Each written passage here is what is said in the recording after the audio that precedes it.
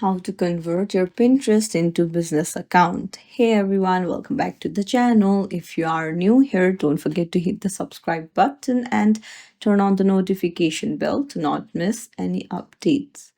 So in today's video, I'm going to show you how you can convert your Pinterest account into a business account. Let's dive right in. First things first, open up your Pinterest and then you need to go to saved. You need to head over to the gear icon in the top right. Now you will need to go to account management, tap on convert to business account, tap on convert account. Through this you can grow your business or brand with tools such as ads and analytics. And then you can put in the name of your business, hit next. You can put in website if you have got any, and then you can describe your business and just follow the instructions and convert it into business account.